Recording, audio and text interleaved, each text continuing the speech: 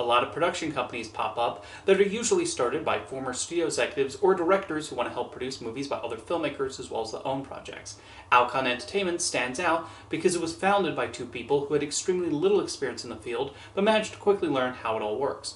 Andrew Kusov and Broderick Johnson met at Princeton University where they majored in economics. After initially trying separate career paths, they then met again to possibly get into the movie business. They saw potential in a biopic about basketball player turned drug dealer Richard Kirkland, but struggled to get the film made. Kusov and Johnson then got involved in helping the independent film Love Is All There Is get picked up for distribution by the Samuel Goldwyn Company and received co-producer credits for their troubles. One of the investors on that movie was FedEx founder and CEO Frederick Smith, who had dabbled in quite a few film productions over the years. Kusov and Johnson decided to have a meeting with Smith to propose him financing a film production company, even giving him an over 200-page document outlining their plans. Smith was impressed and agreed to back their company, which they named Alcon Entertainment. They wanted to produce mainly low-budget films with maybe one or two mid-budget films per year and then secure a distribution deal with a major studio. As for Smith, he largely stayed out of their way, choosing not to have any creative input or even asking for any sort of credit. As long as they spent the money wisely and generated enough success with their projects, he was happy to support them. As Alcon got started, there were the usual growing pains that can happen with any company trying to make their mark. They signed a deal with Forrest Gump producer Steve Tisch to help find possible scripts, but Tisch and Alcon never ended up producing anything together. They were originally involved in the horror movie Tale of the Mummy, but ultimately had nothing to do with the finished film, which was released direct-to-video by Dimension Films. The first movie Alcon produced was the comedy Lost and Found, co-written by and starring David Spade. Warner Brothers agreed to release the movie, but reviews were largely negative and it flopped. The company eventually scored their first hit with the family film My Dog Skip. It was picked up by Warner Brothers, and in an interesting and risky strategy, the decision was made to initially give the movie a limited release to generate word of mouth before going wide. That ended up working, and it made a nice tidy profit for Alcon. Curiously, while it was not officially an Alcon Entertainment production, Kusov and Johnson were given producing credits on the stoner comedy Dude, Where's My Car? Released by 20th Century Fox, that did quite well despite negative critical reviews. In 2000, Alcon signed an exclusive 5-year deal with Warner Brothers to release their movies. Under this deal, Alcon would continue to pay all the production costs, although they could also bring in WB to help with some costs on higher budget projects. Alcon also had the option of partnering with Summit Entertainment on international distribution on certain movies. The first movie under this new arrangement was the historical drama The Affair of the Necklace, which was likely seen as a possible Oscar contender.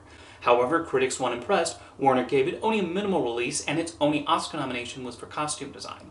However, Alcon would score a nice hit with Christopher Nolan's Insomnia, so they played some role in helping Nolan begin a working relationship with Warner Brothers and eventually getting the job directing the Batman movies.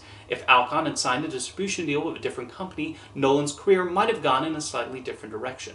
One market Alcon tried to go after was teenagers, with a number of youth-skewing films. Love Don't Cost a Thing, a remake of the 80s movie Can't Buy Me Love, did not attract much of an audience. They also produced Chasing Liberty, which was one of 2 movies released in 2004 about the US president's daughter trying to live a normal life. The other was First Daughter, produced by Regency Enterprises, although Chasing Liberty managed to beat it to the punch by several months. Both ended up with similarly meager grosses and critical reception, though. Then there was The Sisterhood of the Traveling Pants, which did not make too big of a splash during its theatrical run, but it did very well on video to the point of even getting a sequel made. They took another crack at the family audience too with the talking animal comedy Racing Stripes. That movie ended up pulling decent numbers worldwide.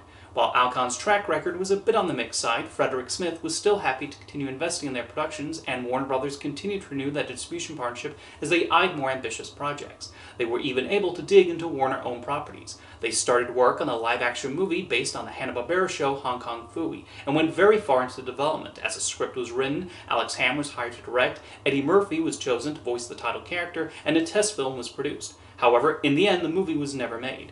Meanwhile, Alcon picked up the Millennium-produced movies 16 Blocks and The Wicker Man, which is what led to them getting released by Warner Brothers. They scored a success with a romantic comedy, P.S. I Love You, and while the horror film One Missed Call got terrible reviews, it had an okay box office performance. Alcon would have a major hit with the sports film The Blind Side, starring Sandra Bullock. The film was originally developed at 20th Century Fox, but after they placed it in turnaround, Alcon picked up the rights and put it into production.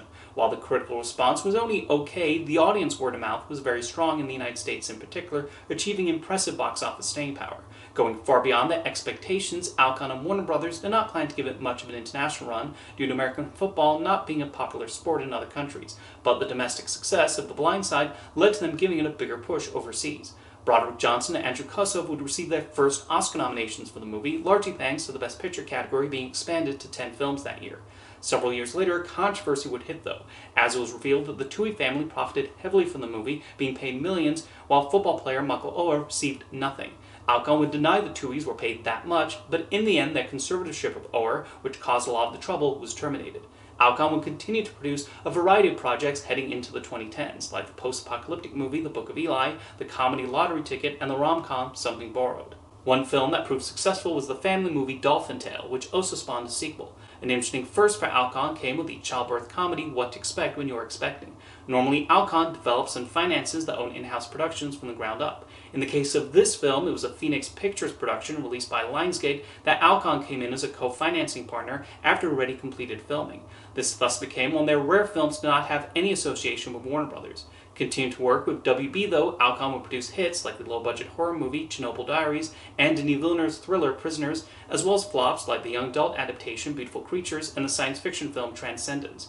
Meanwhile, they would attempt to expand their portfolio by acquiring the rights to well-known properties. One of them was the action movie Point Break, with Alcon producing a remake. The remake was released on Christmas 2015, probably hoping to serve as counter-programming from the comedies and Oscar contenders and attract people who had already seen Star Wars The Force Awakens.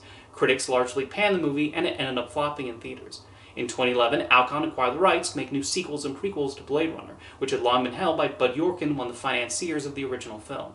Alcon invested a lot into the sequel, Blade Runner 2049, with it becoming easily the most expensive film, although they also brought in Sony to help co-finance the movie and handle international distribution, with Warner Brothers releasing it domestically. Denis Villeneuve was hired to direct, and Kussow and Johnson had big expectations for the movie. Unfortunately, despite strong critical reviews, the movie underperformed at the box office. While Sony and Warner were able to make back what they spent on the movie, Alcon lost a considerable amount of money. Even with the film's financial disappointment, Alcon still sees some value in Blade Runner, as they produce an animated miniseries for Adult Swim and a live-action show set to come out on Amazon Prime. In 2016, they got the film rights to Garfield, with plans to launch a series of animated films about the lasagna-loving cat. The expectation was that Warner Brothers might release the movie, but in 2019 it was announced that Viacom would acquire Jim Davis' company, Pause Inc., which included the Garfield rights. So a lot of us thought maybe Paramount would end up releasing the movie. Despite these strong possibilities, it was Sony who picked up the distribution rights for the Garfield movie. Mark Dindal would direct the film, and while the critical reviews were mostly negative, it was still a decent-sized hit, with Alcon then announcing a sequel was in the works. Last year, after Village Roadshow Pictures filed for bankruptcy, Alcon outbid Warner Brothers for the library and derivative rights to the movies they produce. That means if WB decides to make sequels to The Matrix, Wonka, and Ocean's 11, movies they co-finance with Village Roadshow, they would have to bring Alcon on board as well. In fact, one such sequel, Practical Magic 2, is currently set for release later this year. This has apparently annoyed WB, who does not want to bring in a co-financier on some of these sequels and wanted to have the full rights to themselves, but the courts ruled in favor of Alcon. Something else that happened last year was the death of Frederick Smith. Smith, Andrew Kussow, and Broderick Johnson were the only shareholders of Alcon Entertainment, so this must have been quite the blow to both of them, who saw him as a respected partner since the company's beginnings. Alcon has had quite an impressive growth over the years as it continues to remain an independent company, with its founders being able to produce the projects they want to make at any size. With their purchase of Village Roadshow, it will be interesting to see what the future brings and what movies they'll choose to finance in the future. See you next time.